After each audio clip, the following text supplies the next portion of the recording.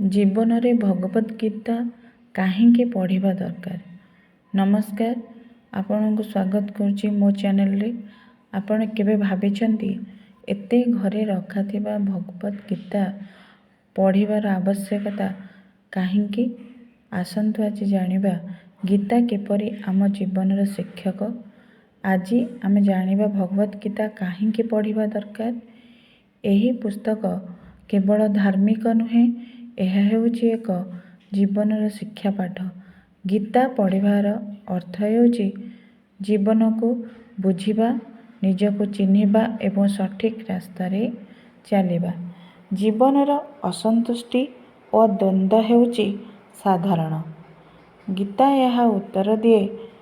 ଉଦାହରଣରେ, ଅର୍ଜୁନ ଯୁଦ୍ଧକ୍ଷେତ୍ରରେ ନିଜ ପରିବାର ଓ ବନ୍ଧୁବାନ୍ଧବ ଦେଖି ଭ୍ରମିତ ହୋଇଗଲେ। ସେ କହିଲେ, ମୁଁ ଏହି ଯୁଦ୍ଧ କରିପାରିବି ନାହିଁ। ଏହି ସମୟରେ ଶ୍ରୀକୃଷ୍ଣ ତାଙ୍କୁ ଗୀତା ଶିଖାଇଲେ ଜୀବନର ଧର୍ମ କ'ଣ, କର୍ତ୍ତବ୍ୟ କ'ଣ। ପ୍ରଥମ, ଆତ୍ମ ଅବିନାଶୀ। ଶ୍ରୀକୃଷ୍ଣ କହିଛନ୍ତି ଯେ ଆତ୍ମା ଜନ୍ମ ନେଉନାହିଁ, ସେ ମୃତ୍ୟୁ ମଧ୍ୟ ହୁଏ ନାହିଁ। ଏହା ଆମକୁ ବୁଝାଏ ଶରୀର ନଶ୍ୱର କିନ୍ତୁ ଆମର ଆତ୍ମା ଅବିନାଶୀ। ଏହି ଜ୍ଞାନ ଆମେ ଦୁଃଖ ଓ ଭୟଠାରୁ ମୁକ୍ତ ହେବାର ପଥ ଖୋଲିଦିଏ। ଗୀତା ଆମକୁ ନିଜ ଲକ୍ଷ୍ୟ ଉପରେ ଧ୍ୟାନ ଦେବାକୁ ଶିଖାଏ। ଶ୍ରୀକୃଷ୍ଣ କହିଥିଲେ, କର୍ମ କର, ଫଳ ଉପରେ ଅଧିକାର ନାହିଁ।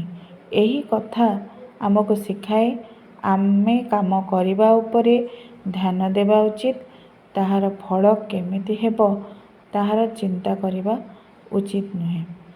ଏହି ଶିକ୍ଷା ଆମକୁ କହେ ବ୍ୟର୍ଥ ଭୟ ଛାଡ଼, ନିଜ ଦାୟିତ୍ୱ ସମ୍ପୂର୍ଣ୍ଣ ରୂପେ ତୁଲାଅ। ଗୀତା ଆମକୁ ଆତ୍ମସନ୍ତୁଷ୍ଟି ଓ ଶାନ୍ତି ପାଇବାର ଉପାୟ ମଧ୍ୟ ଶିଖାଏ। ଉଦାହରଣ, ଗୀତା କହେ ଯେ ବ୍ୟକ୍ତି ଆତ୍ମା ଉପରେ ନିୟନ୍ତ୍ରଣ ରଖିଥାଏ ସେ ପ୍ରକୃତ ସଂଯମୀ। ଏହା ଆମକୁ ଶିଖାଏ କି ଆମ ମନ, ଇଚ୍ଛା, ଆକାଂକ୍ଷା ଉପରେ ନିୟନ୍ତ୍ରଣ ରଖିଲେ ଆମେ ଶାନ୍ତ ଓ ସଫଳ ହେଉ। ଶ୍ରୀକୃଷ୍ଣ କହିଛନ୍ତି ଯେ ମନ ଉପରେ ନିୟନ୍ତ୍ରଣ ରଖେ ସେ ପ୍ରକୃତ ବୀର। ଆମର ଦୁଃଖ, ରାଗ, ଈର୍ଷା ଏସବୁ ମନର ଖେଳ। ମନ ଶାନ୍ତ ରହିଲେ ଜୀବନ ମଧୁର ହୁଏ।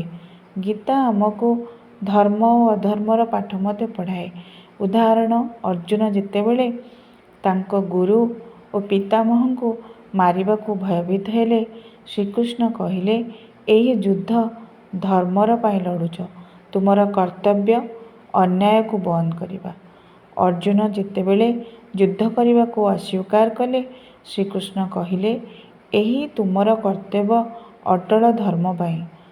ତୁମେ ଯଦି ଏହା ରଖିଦେବ, ତୁମେ ଅଧର୍ମକୁ ସ୍ଥାନ ଦେଉଛ। ଏହା ଆମକୁ ଶିଖାଏ ଅପରିସ୍ଥିତି ମଧ୍ୟରେ ମଧ୍ୟ ଆମେ ନିଜର କର୍ତ୍ତବ୍ୟରେ ସ୍ଥିର ରହିବା ଦରକାର। ଭଗବତ ଗୀତାର ସାରାଂଶ। ଭଗବତ ଗୀତା ପଢ଼ିଲେ ଆମେ ଜୀବନର ସଠିକ୍ ଅର୍ଥ ବୁଝିପାରିବା। ଏହା କେବଳ ଧାର୍ମିକ ପୁସ୍ତକ ନୁହେଁ, ଏହା ଜୀବନ ଶୈଳୀ, ମନୋବିଜ୍ଞାନ ଓ ନୈତିକତାର ଶିକ୍ଷା ମଧ୍ୟ ଦିଏ। ଭଗବତ ଗୀତା ହେଉଛି ଏମିତି ଏକ ଶିକ୍ଷା ପାଠ ଯାହା ପ୍ରତିଦିନ ଆମ ଜୀବନରେ ବ୍ୟବହାର କରିପାରିବା। ଆସନ୍ତୁ ଆମେ ପ୍ରତିଦିନ ତାହାର କିଛି ପୃଷ୍ଠା ପଢ଼ିବାକୁ ଆରମ୍ଭ କରିବା। ଆଜିଠୁ ଆପଣମାନେ ମଧ୍ୟ ଏକ ଗୀତା ପଢ଼ନ୍ତୁ ଓ ନିଜ ଜୀବନରେ ଶିକ୍ଷା ଆଣନ୍ତୁ। ଭଗବତ ଗୀତା କେବଳ ଧର୍ମଗ୍ରନ୍ଥ ନୁହେଁ, ଏହା ହେଉଛି ଜୀବନର ଏକ ମାନଚିତ୍ର। ପ୍ରତିଦିନ କିଛି ସମୟ ଦିଅନ୍ତୁ ଏହି ଗୀତା ପାଠ ପାଇଁ। ଏହାର ଉପହାରରେ ଆପଣଙ୍କୁ ନିଜ ମାନସିକ ଶକ୍ତି, ଶାନ୍ତି ଓ ଧୈର୍ଯ୍ୟ ଦେବ। ଏହି ଭିଡ଼ିଓ ଭଲ ଲାଗିଥିଲେ ଲାଇକ୍ କରନ୍ତୁ, ସେୟାର କରନ୍ତୁ ଓ ମୋ ୟୁଟ୍ୟୁବ୍ ଚ୍ୟାନେଲକୁ ସବସ୍କ୍ରାଇବ୍ କରନ୍ତୁ। ଆଉ ଏହିପରି ନୂଆ ନୂଆ ଭିଡ଼ିଓ ଆପଣମାନଙ୍କୁ ପ୍ରସ୍ତୁତ କରିବା ପାଇଁ ମୋତେ ଉତ୍ସାହ ଯୋଗାନ୍ତୁ। ଜୟ ଜଗନ୍ନାଥ।